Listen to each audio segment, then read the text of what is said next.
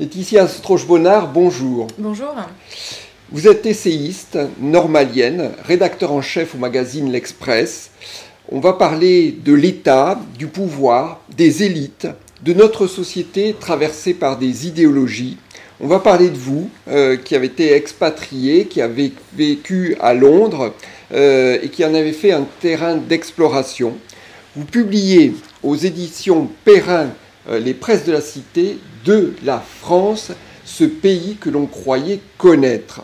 C'est un essai très riche de profondeur qui va à l'exploration du mystère français.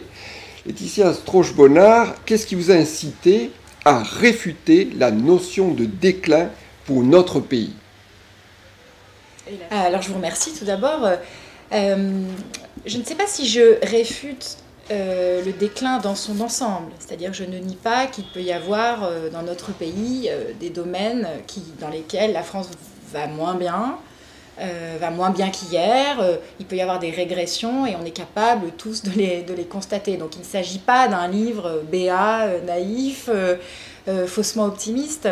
Ce qui me gêne dans le concept de déclin, c'est l'idée que le sort de la France serait une espèce de chute depuis, disons, quelques siècles. Alors, si on écoute certains commentateurs, ça dépend. On peut faire remonter la chute à Waterloo plus tard ou avant. Ce serait une chute sans fin, une forme de plus qu'une décadence en fait, et que on pourrait parfaitement l'expliquer. Et d'ailleurs, la corrélation, c'est que s'il y a une chute sans fin, c'est qu'avant la France était vraiment tout en haut. Et alors ça, c'est une idée que je réfute parce qu'aucun pays, à mon avis, ne peut considérer avoir été le plus grand pays du monde tout le temps, de façon fixe. C'est une vision extrêmement fixe de l'histoire, qui est quelque chose de beaucoup plus complexe. Si on regarde notre passé, ceux qui pensent que la France était un pays extrêmement rayonnant, important, disons, depuis entre Louis XIV et Napoléon, ont raison peut-être sur le plan militaire et aussi peut-être sur le plan culturel. Mais j'ai l'impression qu'ils oublient que dans le même temps, eh bien, la France vivait énormément de guerres, que les gens vivaient vraiment mal, que ce qu'on appelle aujourd'hui le pouvoir d'achat, c'était quelque chose qui n'existait pas ou qui était inexistant. La santé des gens était très mauvaise. Et alors, c'est une anecdote, mais on sait qu'à la fin de sa vie, Louis XIV avait 2 dents et un trou dans le palais. J'ai du mal à considérer que ce moment de notre histoire était florissant sur tous les plans. Donc ça, c'est la première objection que je fais à l'idée d'un déclin. Il faut être plus précis. Parce que si on n'est pas précis sur l'analyse de notre pays, on ne pourra pas trouver de solution pour les choses qui vont mal. L'autre aspect qui est très important pour moi dans la critique du déclin, c'est que souvent les gens qui vous disent que la France est en déclin vous disent aussitôt après « je suis la solution au déclin ». Alors, il y a dans ce créneau-là beaucoup, c'est un fonds de commerce, oui. Nicolas Bavrez, Éric Zemmour avec son suicide français. Effectivement, les positionnements autour de ce thème-là sont nombreux. Oui, tout à fait. Vous avez... alors, c'est plutôt à droite, quand même, qu'on trouve ce thème, parce qu'à droite, en France, il y a toujours une forme de nostalgie, parfois justifiée, parfois pas, à l'égard eh bien de ce que certains appellent la grandeur de la France. Donc c'est vrai que c'est plus présent à droite. À gauche, on le trouve aussi, même si on n'emploiera pas vraiment le terme déclin, mais quand même, quand vous écoutez une certaine gauche, et notamment une gauche antilibérale, anticapitaliste, vous avez l'impression que depuis que la France eh bien, est un peu libérale ou est rentrée dans l'Union européenne, pareil, la date de début n'est jamais très claire, vous avez l'impression que vraiment tout part à volo. Donc c'est aussi présent à gauche. Mais à gauche comme à droite, ce qui me frappe, c'est que ce soit les auteurs, les écrivains ou les personnages politiques, cette idée que celui qui dénonce le mal est la solution au mal est pour moi très suspecte. C'est-à-dire qu'on peut dénoncer le mal. Moi, j'essaie de dénoncer dans mon livre des mots qui, à mon avis, sont plutôt structurels, c'est-à-dire qui ont toujours été là dans notre pays. Mais je ne prétends pas être la personne qui va trouver les solutions. Je ne dis pas aux gens de m'élire, je propose des solutions. Si on en entend une ou deux, ça me fera plaisir. Mais je ne dis pas que je suis la personne qui va nous sauver. Moi, je me méfie vraiment des hommes providentiels, parce qu'ils ne pensent pas à la France, ils pensent d'abord à eux-mêmes. Alors, vous n'êtes pas la femme providentielle, mais vous êtes une essayiste engagée. Vous êtes quand même une des figures du conservatisme libéral. Vous n'avez pas peur de la contradiction dans les débats. Vous aimez bien quand même quand ça remue? Alors, je vais peut-être vous surprendre, mais je ne cherche pas la polémique pour la polémique. Simplement, il y a des sujets sur lesquels je tiens à m'exprimer parce que j'ai l'impression que si je ne le fais pas, et je manque à mon devoir. Et alors, c'est peut-être un peu prétentieux, mais mon devoir, c'est d'essayer de représenter des réflexions qui, à mon avis, font écho à ce que pensent certaines personnes dans notre pays et qui sont importantes, qui peuvent sembler minoritaires, mais qui, à mon avis, ne le sont pas forcément. Alors, je suis un petit peu abstraite. Je vais prendre un exemple qui n'est pas le sujet du livre, mais qui est le sujet de mon dernier livre, qui parlait des hommes, qui s'appelait « Les hommes sont-ils obsolètes ?» et qui était une défense de la condition masculine, et qui essayait de montrer que dans notre temps, les hommes ne sont pas forcément les gagnants sur tous les tableaux. On peut penser que c'est un livre polémique, qui était là pour embêter le féminisme ambiant, qui était là pour titiller. Mais en fait, je me suis fait violence, c'est-à-dire que je n'avais pas envie forcément d'en parler, je n'avais pas envie de ces débats qui ont parfois été très désagréables avec certaines personnes qui étaient un petit peu de mauvaise foi, mais je l'ai fait parce que je ressentais, et je ressens toujours dans la société, une forme de mal-être masculin qui ne trouve pas d'échappatoire, et je n'ai pas envie que cet échappatoire cela devienne quelque chose de masculiniste, comme on dit, ou d'intolérant, ou un petit peu comme aux États-Unis, disons, un certain nombre de mouvements qui se sont entichés de Donald Trump et qui, à mon avis, n'aident pas les hommes. Donc voilà, ça c'est un exemple. Ce livre est peut-être moins polémique dans son ensemble, et c'est vrai qu'à l'intérieur du livre, il y a des pics, il y a des moments un peu méchants. On va en parler, je les assume, mais encore une fois, parfois je pense être nuancée et précise, parfois je suis un peu plus piquante, et c'est volontaire parce que je pense que sur certains sujets, il faut engager la conversation, il faut provoquer un débat. Mais vous aimez quand même penser contre, c'est-à-dire, il y a le mot de Valérie, hein, il faut toujours penser contre soi. La contradiction ne vous fait pas peur en soi? Non, et alors peut-être que c'est un réflexe un peu trop constant, mais c'est vrai que quand quelqu'un me dit quelque chose, même quelque chose avec lequel je suis d'accord, j'ai tout de suite envie de dire « mais est-ce que vous êtes sûr? Est-ce qu'on ne peut pas penser autrement ?» Donc il y a un réflexe contrariant chez moi qui est, oui, peut-être assez présent, mais j'essaie de me l'appliquer à moi-même. C'est-à-dire que très souvent, quand je pense quelque chose, j'essaie de le passer au crible de mon propre questionnement et de me dire « mais est-ce que tu es sûr ?» Donc c'est ce qu'on appelle le doute. Alors après, si on doutait tout le temps et constamment, on ne pourrait pas publier de livres. Donc il y a un moment, il faut que quelque chose se cristallise. Mais ça ne m'empêche pas de douter, et c'est pour ça que, et je ne le dis pas comme une formule parce que j'entends beaucoup de gens le dire, j'aime bien parler avec des gens qui ne sont pas d'accord avec moi, mais c'est vrai, parce que en fait, c'est un stimulant intellectuel extraordinaire. Et je regrette, ce que je regrette quand on manque de débat, je ne dis pas qu'il y a un manque de débat partout en France aujourd'hui, mais dans certains cas, dans certains contextes, on pourra peut-être y revenir. Pour moi, quand il y a un manque de débat, c'est qu'il y a d'abord un manque de nourriture intellectuelle. Moi, j'aime cette stimulation. Alors justement, en 2019, alors qu'on sort à peine, on est encore englué dans la crise des Gilets jaunes, vous êtes invité par Emmanuel Macron à l'Élysée avec d'autres intellectuels, et justement, pour un débat, une discussion, vous allez nous raconter, et vous êtes étonné par une forme de complicité qui règne dans ce cénacle. Les intellectuels, ou prétendus tels, ont-ils perdu le juste recul par rapport au pouvoir?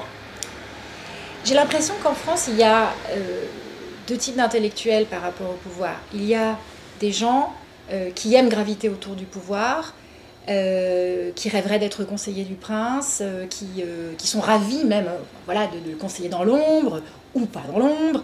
Donc il y a cette sphère, alors on peut appeler ça des penseurs, des experts. Moi j'inclus peut-être plus que les seuls intellectuels là-dedans. C'est vrai qu'il y avait certaines personnes de ce type hein, lors de ce grand débat. Et puis à côté de ça, vous avez des intellectuels qui sont dans la contradiction systématique. eh bien, je ne me reconnais dans aucun des deux modèles. D'une part parce que j'ai quand même beaucoup de respect pour les institutions, même si je les critique dans leur forme actuelle, j'ai beaucoup de respect pour l'idée d'institution. Donc j'ai du mal à penser que la critique systématique de l'ordre est une bonne chose. Je pense qu'il faut aussi accepter que le pouvoir est nécessaire pour faire fonctionner la société. Mais par ailleurs, je ne me retrouve pas non plus dans ce que j'appelle l'intellectuel de cours. Oui, parce que c'est une sorte d'esprit de cours que vous décrivez. Hein. Vous avez des mots assez acérés dans la description enfin, je ne sais plus combien d'heures à 8. 8 heures. 8 heures enfin, sans interruption. Sans interruption. Il y avait un buffet à côté, donc vous pouvez aller vite partir discrètement et manger, boire un peu d'eau. Mais oui, l'esprit de cours, de toute façon, en France, ça n'est pas une surprise. On a toute une histoire pour le prouver. C'est vrai qu'il ne suffit pas de passer de la monarchie à la République pour que l'esprit de cours disparaisse. Il s'est reconstitué dans les couloirs du palais. Et on sait qu'il existe. Et c'est vrai que moi, j'ai toujours un petit peu d'ironie. Je ne peux pas m'empêcher de vouloir m'en moquer. Mais mon côté contrariant fait que si j'avais été entourée ce soir-là d'intellectuels ultra... contestataire, j'aurais peut-être été celle qui aurait défendu le pouvoir. Donc là, oui, vous me coincez un petit peu là-dessus, c'est vrai. Bon, alors, parmi les intellectuels ou les journalistes, ce que vous dénoncez, ce sont les positions installées qui ne sont jamais remises en cause. On a l'impression, dans cette méritocratie à la française, qu'une fois qu'on a acquis son diplôme, sa place, eh bien, dans ce champ-là, on est installé à vie. Comment expliquez-vous cette rigidité du corps social français pour cette population-là? Alors, je pense que déjà, cette rigidité, elle fait écho à une rigidité plus grande de la société. Parce que le manque de circulation, l'installation, le manque de remise en cause, il est présent dans beaucoup de métiers, dans beaucoup de couches sociales, je dirais de haut en bas et partout en France. Et justement, pour moi, une des clés de compréhension de ce blocage, c'est la centralisation. La centralisation à la française, elle n'est pas seulement politique ou administrative. Je dirais qu'elle est même surtout culturelle et intellectuelle et médiatique. Et je pense qu'une partie de l'explication de cette rigidité des postes et des fonctions intellectuelles tient à cela. C'est qu'il n'y a pas de concurrence, il n'y a pas d'émulation entre, par exemple, plusieurs pôles culturels. Si en France, on avait 3 grands pôles culturels, mettons Paris, Lyon, Bordeaux, et quand je dis pôle, je dis avec alors beaucoup de chercheurs, il y en a dans ces 3 villes, mais je pense aussi à de grands médias, de grands journaux, de grands écosystèmes, des think tanks.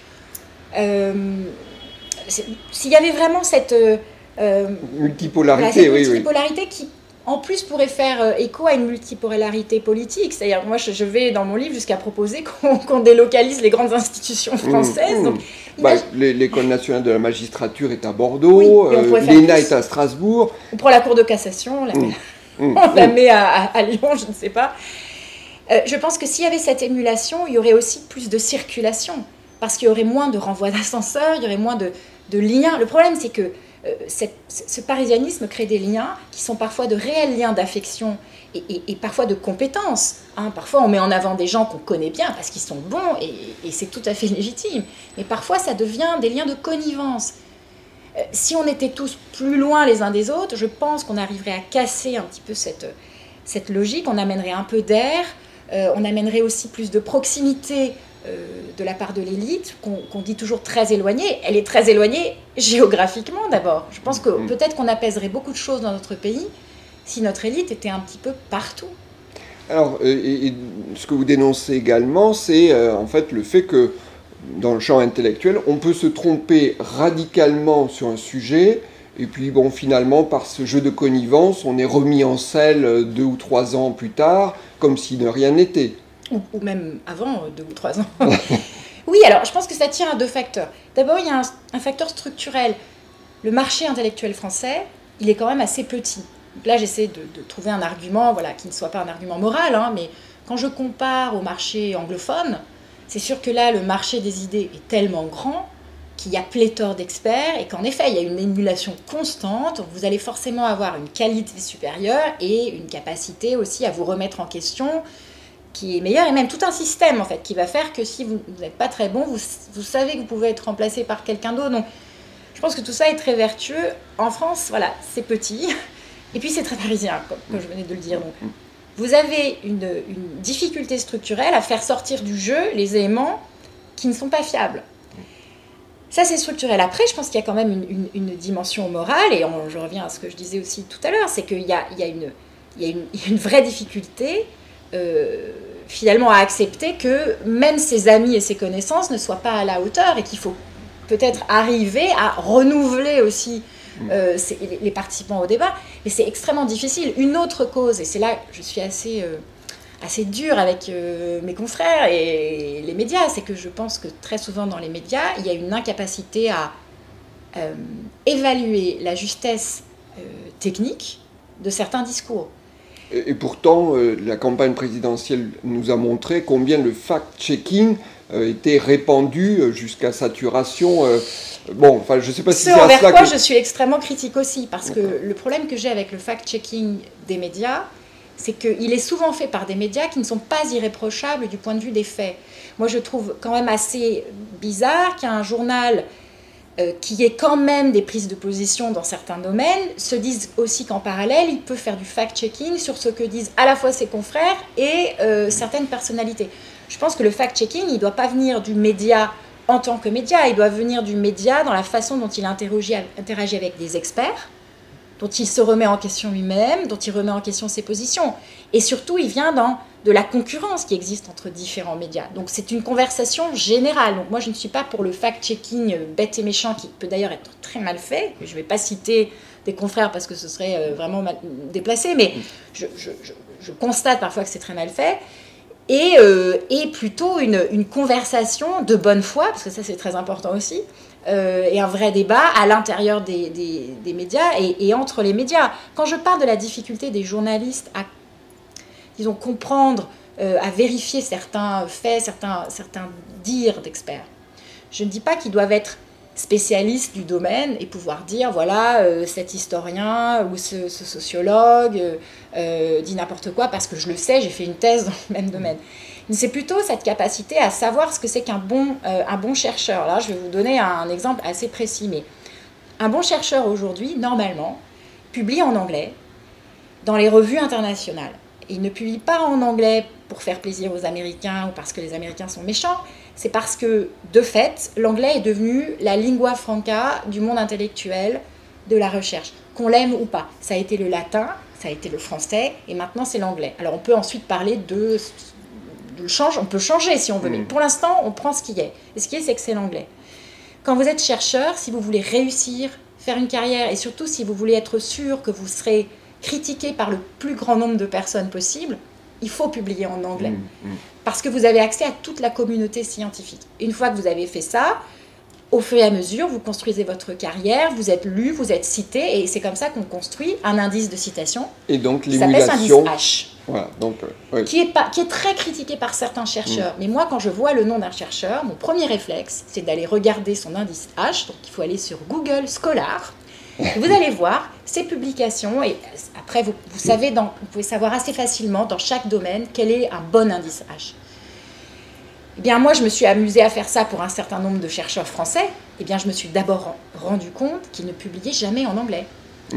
C'est-à-dire qu'ils sont complètement décalés de la conversation mondiale sur des grands sujets sociologiques, historiques. Alors ça n'arrive pas dans les sciences dures, parce que les sciences dures, c'est vrai, on a l'impression qu'il faut que ce soit vraiment bon, parce qu'à la fin, si vous construisez un avion, il vaut mieux qu'il vole bien. Et dans les sciences dures, on a des prix Nobel, on a des prix... on est excellent. Voilà, donc... Mais là, on est très bon. Oui. Mais je parle plutôt des sciences sociales. Oui, évidemment. Et on est d'une grande indulgence parfois avec des gens qui n'ont pas la carrière et le prérequis pour pouvoir dire certaines choses, mais qui sont aussi très médiatiques. Et comme la règle des médias, c'est que vous faites parler ceux qui parlent déjà beaucoup, eh bien c'est un emballement, parce que moi je serais beaucoup plus en faveur d'un autre système qui est, vous essayez de prendre les meilleurs, même s'ils ne sont pas connus du tout, vous les faites parler, vous les forcez à parler, parce que souvent les très bons chercheurs n'ont pas le temps de parler aux médias, parce qu'ils font de la recherche. Et c'est ça, pour moi, le bon journalisme. Et ça éviterait que ce soit toujours les mêmes personnes, et ça, de tous bords, droite, gauche, qui s'expriment sur les sujets. Alors, on voit bien votre goût pour effectivement une forme de compétition, également dans le monde des idées. Pour être bien dans votre ouvrage « De la France, ce pays que l'on croyait connaître », eh bien, nous venons de vivre une élection présidentielle dont on ne sait pas encore si elle aboutit à une décomposition ou à une recomposition du paysage politique. Alors, avec un bloc élitaire face à un bloc populaire, si on reprend l'analyse de Jérôme Fourquet, comment avez-vous vécu, du poste d'observation qui est le vôtre, cette campagne, la campagne de la France? Alors, j'ai trouvé que la campagne était très décevante, mais je pense que c'est parce que je suis très idéaliste. C'est-à-dire que je m'attendais à un épanouissement de débats très profond. Bien sûr, c'est complètement naïf. Aucune campagne présidentielle ne se passe comme ça. Je pense que celle-ci était quand même particulièrement ennuyeuse pour une raison très simple, qui est que les campagnes de réélection sont beaucoup plus ennuyeuses que les campagnes de première élection. Quand Emmanuel Macron est apparu dans le paysage politique en 2017, quoi qu'on en pense, c'était tellement nouveau, étrange, bizarre, inspirant pour les uns, détestable pour les autres, qu'il y avait vraiment de quoi s'intéresser au phénomène, le décortiquer, et oui, comprendre ce que ça signifiait intellectuellement. Donc c'était assez passionnant à l'époque. C'est vrai que 5 ans plus tard, d'un point de vue stratégique, le président en place n'a aucun intérêt à essayer de faire de la nouveauté. En plus, s'il fait de la nouveauté sur sa nouveauté à lui, ça revient à, disons, casser ce qu'il a fait avant. Donc il est dans la continuité, il n'avait même pas stratégiquement à participer à des débats. Donc voilà, tout ce que je regrette en tant qu'observatrice de la politique française, je le comprends en tant que, disons, analyste de la stratégie politique. Après, c'est vrai que le débat du second tour m'a semblé désespérément technique, alors que de grands sujets méritent d'être discutés. Moi, je me suis un petit peu endormie devant les discussions sur les pourcentages, la TVA. Est-ce que à cet endroit-là, justement, pour balayer devant votre porte, est-ce que ce n'est pas la faute des médias ou des journalistes que d'enfermer les candidats dans ces séquences où effectivement chaque sous-segment de la population doit avoir sa mesurette ou son chèque enfin, je ne sais pas comment se prépare le débat, mais en tout cas, on a l'impression de quelque chose d'extrêmement millimétré et qui effectivement peut devenir soporifique. Alors là, vous me tendez une perche, mais c'est vrai que je ne veux pas critiquer les gens qui ont animé ce débat. Je pense que c'est plutôt structurel, mais on conçoit le débat présidentiel comme en effet un débat de mesurettes. Qu'est-ce que vous faites pour ça, pour ci, pour ça? Alors on a 5-6 grands thèmes, on énumère, et puis dès que ça déborde, attention, on passe au thème suivant. Moi, je ne comprends pas déjà la catégorisation qui était choisie, et je pense que ce genre de débat devrait être placé à un niveau bien supérieur, avec beaucoup moins de sous-parties, sous-parties, et devrait être d'abord, qu'est-ce que c'est votre vision de la France? Pourquoi vous vous présentez devant les électeurs? Qu'est-ce que vous pensez de l'identité française? Enfin, tous les grands thèmes qu'on n'a pas arrêté de discuter depuis des mois, les gilets jaunes, cette espèce de séisme dont ils n'ont pas parlé, sauf Marine Le Pen qui a essayé d'en parler, mais ça ne débouchait sur rien. Je m'interroge, je ne comprends pas pourquoi comme si on avait peur en fait de sortir des sentiers battus. Et je pense que ça explique aussi le succès de personnalités comme Éric Zemmour ou Jean-Luc Mélenchon, qui chacune dans leur style parlent d'autre chose que de TVA, de mesurettes. Ils peuvent en parler si on leur demande, mais ils se placent à un niveau supérieur de discours qui intéresse les Français. Le bon côté de la France, c'est quand même qu'on aime la politique, qu'on aime le discours politique. Donc il faut peut-être que les politiques se mettent au niveau des exigences des Français. Alors vous qui avez vécu en Angleterre, à Londres, à un moment dans votre ouvrage, vous faites une comparaison justement sur le personnel politique, sur la droite qui est une vraie droite, la gauche qui est une vraie gauche, et quelque part vous dites que le problème avec le personnel politique français, c'est de faire, alors pas du en même temps, mais en tout cas, une espèce de chose émollient qui n'aide pas à se décider. Oui, tout à fait. Je pense qu'on peut, politiquement, une nation s'en sort beaucoup mieux si les personnalités politiques proposent des positions tranchées. Alors, proposer des positions tranchées, ça ne veut pas dire être extrémiste, même par, disons, par principe. Ça veut dire que sur certains sujets, on peut se retrouver au centre, on peut faire des compromis, c'est encore une question de bonne foi, je pense. Sur d'autres sujets, il y a des choses qui sont non négociables. Et donc, alors, pourquoi faire des compromis? C'est ça que je ne comprends pas très bien dans, en tout cas, la politique telle qu'elle est faite par les gouvernements successifs. Là, en fait, ce qu'on observe, c'est qu'il y a une forme de centrisme mou où, finalement, on se retrouve toujours, et c'est ce centrisme-là qui dirige la France. À chaque élection, et entre les élections, eh bien, on a l'apparition d'extrêmes, peut-être plus extrêmes qu'ils ne seraient s'ils étaient au pouvoir, parce qu'ils ne sont pas au pouvoir, et donc qui essaient de proposer des choses, de provoquer le débat politique. Je trouve ça étrange. Moi, je préférais que le débat se fasse dans la politique et pas dans la rue, parce que ça, c'est aussi très français. Les positions extrêmes naissent dans la rue.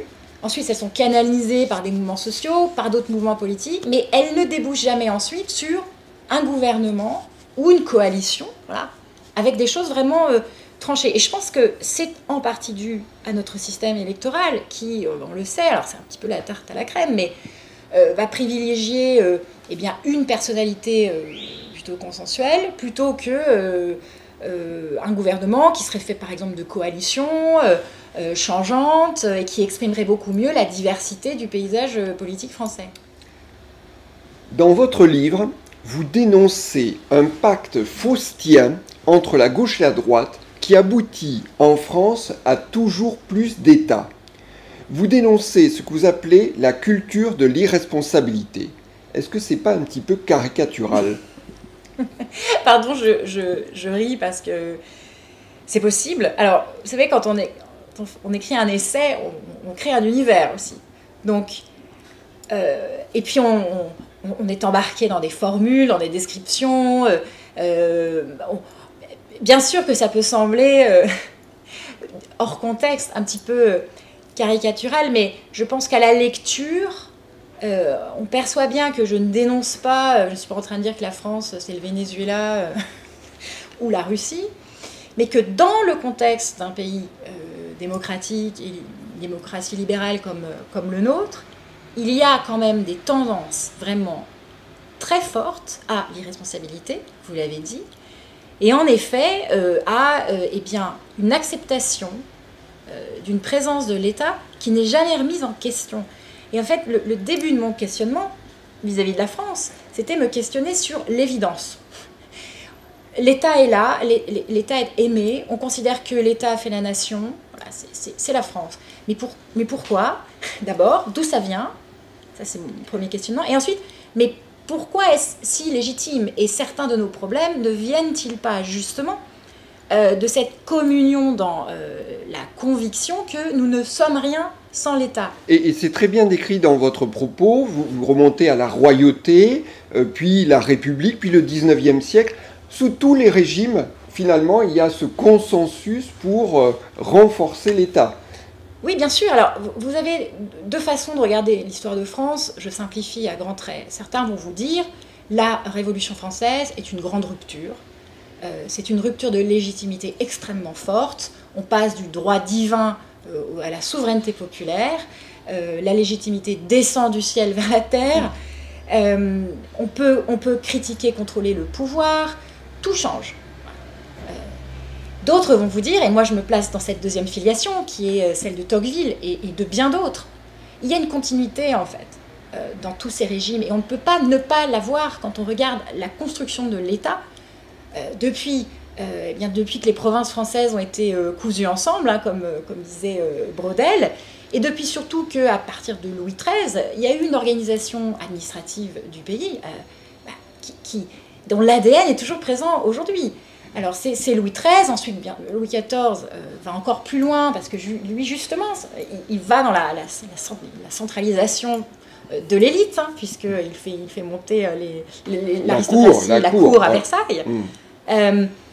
Mais c'est vraiment intéressant de se plonger dans les détails. Et alors, il y a beaucoup de détails chez beaucoup d'historiens, mais moi, j'ai beaucoup lu Tocqueville, qui me fascine, qui a énormément de choses à dire hein, sur la construction de l'État, et qui, dans l'Ancien Régime et la Révolution, montre comment très précisément fonctionne ce pouvoir royal. Et il y a des pages très intéressantes, par exemple sur les intendants, qui sont nommés par le roi dans les provinces et qui sont vraiment le canal direct hein, de communication entre les deux. Et ce qui est intéressant aussi, et là on voit le haut fonctionnaire d'aujourd'hui, les intendants doivent tout à la royauté, ils sont souvent issus de la bourgeoisie et peut-être même du peuple, donc il y a une espèce d'alliance qui se fait, une élite de l'État qui se constitue dès cette époque. Et ces intendants ne doivent rien à cet environnement provincial, ils sont même un petit peu déconnectés, comme on dit aujourd'hui, de cet environnement. On trouve tellement de permanence, en fait. Comment ne pas penser qu'un pays vit dans et par la permanence, et même dans la rupture. Et ça, alors, c'est Tocqueville, mais aussi François Furet qui le montre excellemment. La Révolution, très vite, recrée les bases d'un État très centralisé, en allant peut-être même encore plus loin, dans la mesure où, en se débarrassant des corps intermédiaires, on se débarrasse d'une forme de variété qui était plus forte sous la monarchie. Donc, la loi Le Chapelier, exactement. Et puis après Napoléon qui va, on va dire, construire l'État administratif moderne sur lequel nous vivons aujourd'hui. Donc c'est le rêve de la royauté, le rêve de la centralisation absolue qui est continué paradoxalement par les révolutionnaires. Et donc ça, c'est extrêmement frappant, et c'est pour ça que je me permets en effet d'en faire une sorte de fil conducteur un petit peu fort et simplificateur peut-être de notre histoire. Alors, dans cette relation entre Paris, centralisateur, l'État et puis le reste du territoire, il peut y avoir entre le peuple et ses élites une forme de déconnexion. Et j'aimerais qu'on passe aux travaux pratiques. Laetitia Strauch-Bonnard, vous avez été membre du cabinet ministériel de François Baroin et vous avez un témoignage extrêmement sévère de cette période-là. Pouvez-vous nous décrire le thème de la déconnexion des élites de manière très pratique? Mais à partir de cette expérience. Alors, c'est une petite expérience, j'ai passé 1 an, je n'étais pas un membre très important de ce cabinet, mais ça m'a permis d'observer énormément de choses. D'abord, une anecdote. On m'avait demandé, à 1 ou 2 reprises, de faire des fiches avec le prix de la baguette de pain et des denrées essentielles. Moi, j'étais scandalisée. Alors, j'avais 25 ans.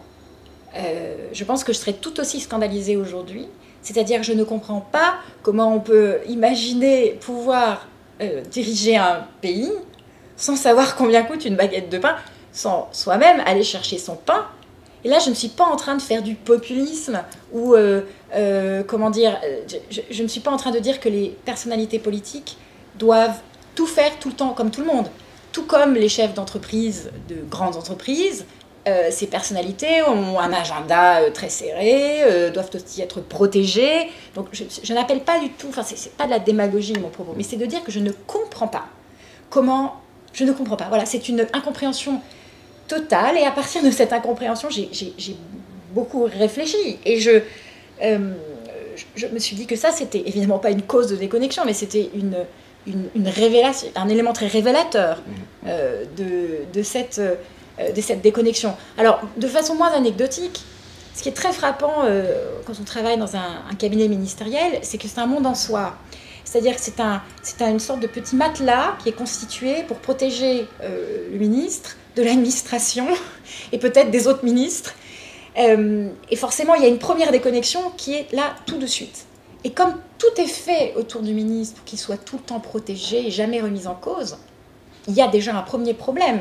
Si tout autour de vous, quand vous dirigez, vous n'avez pas de contradiction, alors comment vous allez pouvoir envisager la contradiction d'un Parlement et d'un pays tout entier? Si jamais j'étais ministre, enfin, c'est vraiment pour rire, hein, je pense que je m'entourerais de gens auquel je demanderais de me contredire en permanence et surtout de me dire quand je dis n'importe quoi. Donc, ça oui, ça reste une interrogation et je pense que là, pour le coup, ça n'est pas de la naïveté, c'est vraiment quelque chose d'urgent. Alors, dans cette centralisation et ces effets pervers, vous en avez évoqué un aspect, vous dites le pouvoir, paradoxalement, aussi concentré soit-il, devient un pouvoir sans pouvoir. Et c'est ce que vous appelez la société de créance au sens global, une sorte de compromis dans lequel l'État n'a plus les moyens de ses ambitions. Vous faites un portrait sévère de Jacques Chirac à cet endroit-là, comme représentant, on va dire, la versatilité des hommes politiques. Pouvez-vous nous parler de cette société de créance qui... je pense que c'est un clin d'œil à Alain Perfit qui, lui, avait parlé de la société de confiance. Mais voilà, quel est ce pacte? C'est vrai qu'il y a beaucoup de clins d'œil, donc c'est vrai que vous avez bien lu. C'est une sorte de métathéorie de l'État à la française. En général, quand on décrit l'État moderne, on parle de contrat social. C'est un modèle, hein, on ne parle pas de réalité, mais ça décrit bien... le fonctionnement d'une démocratie libérale. Vous avez un échange de droits. En gros, les citoyens acceptent de se délaisser d'un certain nombre de droits et de libertés, et en échange, ils reçoivent de la protection. Alors en France, l'État s'est construit de cette façon. Et mon hypothèse, c'est que nous donnons beaucoup plus que ce que nous recevons. Nous recevons énormément en France, et notamment d'un point de vue matériel. Mais ce qui est étrange, c'est qu'on reçoit d'autant plus de matériel qu'on reçoit peu et qu'on perd beaucoup en termes, alors non pas spirituels, parce que là c'est pas le propos, mais en termes de liberté au sens vraiment premier, et je parle de liberté politique, parce que j'ai tout un développement sur l'exercice du droit de vote et la représentation.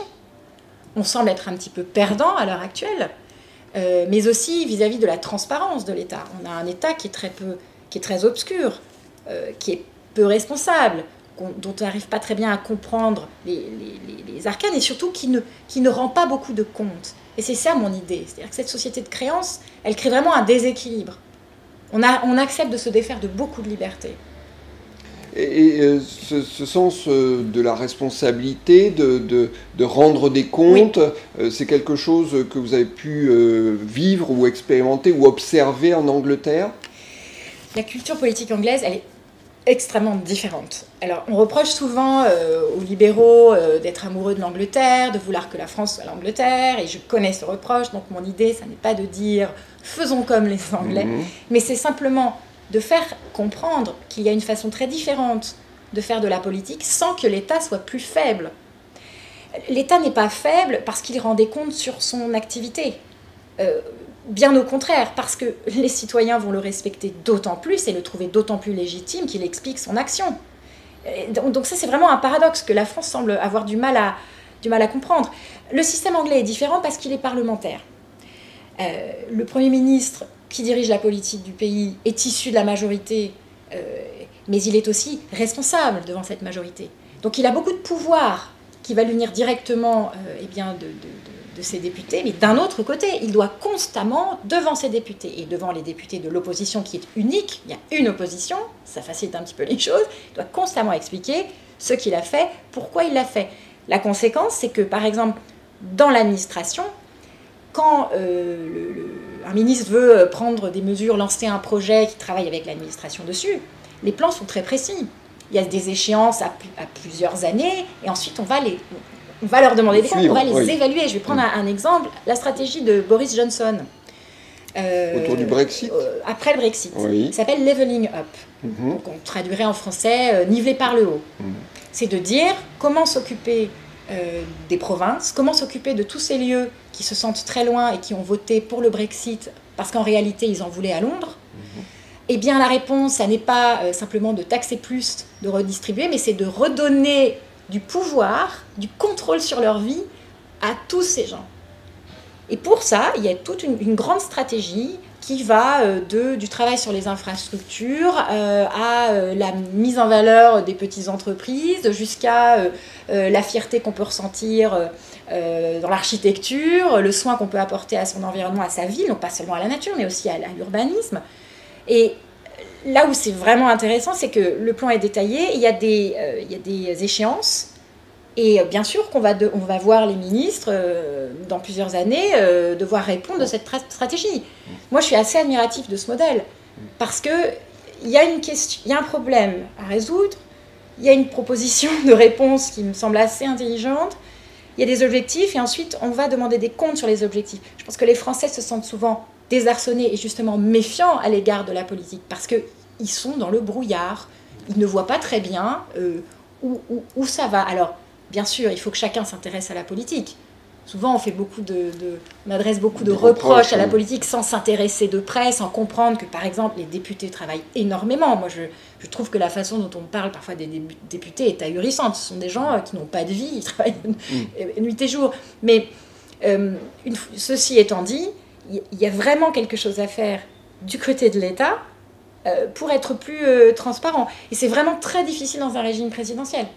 Oui, où le président n'est pas responsable devant le Parlement, et le Premier ministre est désigné, on le voit récemment, par le président.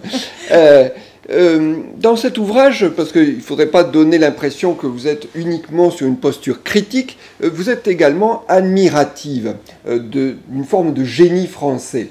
En particulier, vous prenez cet exemple, la saline royale d'Arc-et-Senans dans le Doubs. Vous en faites une allégorie de l'art de vivre à la française. Est-ce que selon vous, ce génie français a de l'avenir? Alors déjà, il a un passé, ce qui est déjà le plus important, parce que sans le passé, il n'y a par définition pas d'avenir. Alors, je suis contente que vous parliez de la saline parce qu'on me l'a très peu demandé, mais je dirais même jamais. C'est d'ailleurs, c'est la petite touche touristique, mais ce site architectural est actuellement en évolution avec le jardinier Gilles Clément, et donc va connaître une évolution qui va lui permettre de faire le cercle complet. Mais alors, ce qui est passionnant, et c'est un bon exemple justement, c'est qu'on arrive à prendre un monument du passé, déjà à le conserver, c'est la première chose, et ensuite à arriver à se projeter dans le futur autour du monument. C'est quand même assez intéressant. La France fait très bien ça avec son patrimoine en général. Le patrimoine français a l'air très vivant. On n'a pas du tout l'impression de voir des ruines laissées à l'abandon, qui ne signifient plus rien. Et justement, se passer à de la signification parce qu'on l'entretient dans le présent et on réfléchit à l'avenir avec lui. Et donc la saline me frappe parce que déjà, alors, au-delà de ce projet que vous citez, c'est un endroit extrêmement vivant, où il y a toujours des expositions, où il y a une façon de mettre en scène l'histoire et l'architecture, même de le Doubs, de l'architecte et de tous ces projets, qui est assez fascinante, et qui est même, alors ça tient à le Doubs lui-même, d'une étonnante actualité dans la mesure où l'architecture de le Doubs est quasiment moderniste. Elle préfigure une forme de modernisme, alors qu'on est dans la deuxième moitié du XVIIIe siècle. Donc ça aussi, c'est fascinant. C'est très français aussi, parce qu'en France, il y a quand même un sens de l'innovation, il y a même un sens de l'utopie, y compris dans l'architecture, que personnellement je récuse, mais que je peux comprendre. C'est-à-dire qu'il y a cette volonté d'imaginer, d'être audacieux dans la création. Donc ça, c'est très français. Alors, ce qui est aussi très français dans la saline, c'est évidemment la symétrie parfaite de l'endroit. Enfin, c'est un demi-cercle, et en effet, le demi-cercle de bâtiment de la saline, qui était une mini-ville, en fait, avec les ouvriers, la maison du directeur, le demi-cercle n'a pas été terminé. Ça aurait dû être tout un cercle, et ça aurait été une petite ville. Alors, ça n'a pas été terminé, mais même le demi-cercle préfigure cette espèce de perfection symétrique. Autre utopie aussi, c'est l'idée qu'on va mettre tout le monde ensemble. Alors là, c'est très français, c'est-à-dire qu'on va faire vivre les ouvriers à côté du directeur, alors dans des maisons différentes, puis à côté il y a les entrepôts. Alors, c'est aussi ce que j'aime dans la France, cette obsession de l'unité. Alors, je peux être très critique quand cette unité devient l'uniformité, avec cette idée qu'il faudrait tous être pareils, penser pareil, manger pareil, voter pareil. Mais en même temps, l'aspiration à l'unité français, c'est quelque chose d'unique, que je n'ai pas vu dans d'autres démocraties libérales, et qui fait quand même ce que nous sommes, qui fait aussi que nous résistons, à mon avis, à certains phénomènes que l'on observe dans le monde anglo-américain. Je pense notamment à toute cette vague identitaire qu'en France on appelle l'esprit woke, le wokisme, que je n'appelle pas comme ça, mais je crois que la France a des ingrédients uniques pour résister à cette tentation identitaire. Alors dans ces ferments positifs que vous soulignez dans votre ouvrage, il y a également dans les motifs de se réjouir et d'espérer dans notre système de santé. Vous en faites un éloge assez marqué, comparé à celui notamment du Royaume-Uni. Est-ce que vous avez expérimenté ces différences ? Oui, alors je ne vais pas vous raconter mes visites chez le médecin, mais moi j'aime bien quand même parler de choses concrètes. C'est d'ailleurs, votre ouvrage, je voudrais le dire, n'est pas qu'un ouvrage d'intellectuel, il est constamment et régulièrement illustré par vos expériences, par des formes d'anecdotes qui permettent de confronter une forme de théorie à un réel. C'est ce que j'essaie de faire en tout cas. Et oui, alors quand je suis revenue en France, évidemment j'ai très vite entendu parce que je suis revenue en juillet dernier. Oui, mais bon, il n'y a plus rien qui va en France, le système de santé est à l'os, la pandémie, c'était vraiment, ça prouve l'impréparation totale. Bon, alors j'ai une vision un petit peu plus différente de la France dans cette matière, parce que, alors déjà, oui, on dépense beaucoup plus pour la santé, donc peut-être qu'il y a une question d'efficacité de la dépense, je ne suis pas capable de le dire. Ce que je peux voir en revanche, c'est qu'il y a comme une préoccupation de la part de l'État pour la santé des Français. Et ça remonte vraiment à loin. Ça remonte à la fin du 19e siècle, à la révolution pastorale en fait, ensuite à la vaccination obligatoire, à l'hygiénisme du début du 20e siècle, qui a été piloté assez tôt au sommet de l'État, par la sphère publique, avec la création d'un ministère de la Santé. Et très honnêtement, moi je suis très libérale sur le plan économique, mais sur ces sujets, je pense qu'il est absolument indispensable que tout le monde soit en bonne santé, et je me réjouis que je ne vois pas d'intrusion de l'État du tout dans le fait de vouloir le permettre à tout le monde. Au Royaume-Uni, le problème, c'est qu'il y a une médecine universelle, mais on ne dépense pas assez pour cet accès à la médecine. Donc, eh bien, il y a des files d'attente, hein, comme dans toutes les économies de pénurie, il y a toujours des files d'attente. Donc là, c'est de la pénurie de soins, vous devez attendre très longtemps, et surtout, moi, ce qui m'a frappé le plus, c'est l'absence de personnalisation du soin, et je ne parle pas de traitement personnalisé, là, je parle d'une relation personnelle avec un médecin. En France, malgré, je sais qu'il y a des réformes qui vont contre cela, malheureusement, mais il y a toujours en France cette idée que vous avez un médecin, idéalement un médecin de famille, il vous connaît, le médecin de vos enfants connaît vos enfants, vous allez voir un spécialiste, il vous connaît, il vous reconnaît, parce que la médecine n'est pas qu'une science dure. Il y a beaucoup de mystères dans la médecine, et il y a aussi du relationnel et de la confiance. En Grande-Bretagne, vous ne voyez jamais le même médecin. Vous allez dans votre maison de médecin, qui est à côté de chez vous, vous prenez le premier rendez-vous qui vient dans 2 mois, et vous allez voir Monsieur X, Madame Truc, Mademoiselle Machin, et à chaque fois, personne ne vous connaît, vous avez votre petit dossier qui est inscrit dans l'ordinateur, ils lisent vaguement qui vous êtes, ce que vous aviez avant, et comment veut-on espérer soigner quelqu'un si on ne soigne pas la personne tout entière? Bah oui. Alors, Laetitia Stroche-Bonnard, vous avez fait dans cet ouvrage un vaste panorama, vous avez tenté de percer ce mystère français sous toutes ses facettes. Quelque part, on parlait tout à l'heure de la campagne présidentielle, il aurait pu servir de soubassement à la réflexion de certains candidats. Peut-être sont-ils allés chercher de l'inspiration. En tout cas, vous positionnez comme quelqu'un qui pense la vie politique française avec ce regard décalé qui est le vôtre. On m'a dit que vous étiez amatrice de tango. Pourtant, quand on vous écoute, un pas en avant, 2 pas en arrière, ça n'a pas l'air d'être votre style. C'est une discipline dans laquelle vous vous lâchez ? Ça fait longtemps que je ne fais plus de tango argentin, je précise.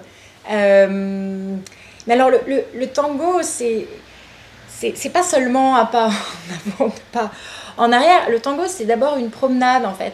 Et quand on apprend à faire du tango argentin, donc là, je ne parle pas du tango de spectacle, qui est très spectaculaire, par définition. Tango argentin, ça se danse dans des cafés, à Buenos Aires, par exemple.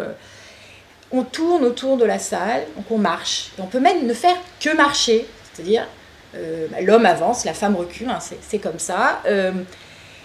Et puis vous dansez en marchant, vous marchez en dansant, vous ne savez plus tellement ce que vous faites. Et si je devais retenir quelque chose du tango, c'est ça. C'est-à-dire que la réflexion, c'est une marche. Et c'est un chemin, et ça revient aussi, je reviens par là à mon idée initiale de contradiction. C'est que la marche est un mouvement, et donc sur ce chemin-là, il y a des changements, il y a des accidents. Vous pouvez donc changer d'avis, vous pouvez évoluer, donc il y a l'idée du temps. Donc moi j'aime le mouvement en fait, ça vous l'avez bien senti. J'aime l'énergie, et c'est ça qui m'intéresse aussi, de voir l'énergie qui est en France, de proposer des choses qui ont un petit peu d'énergie.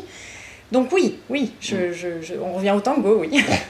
Merci beaucoup Laetitia Strauch-Bonnard pour cet échange plein de passion et avec beaucoup de choses à découvrir également encore dans cet ouvrage qui fourmille d'exemples et de réflexions. Merci beaucoup. Merci.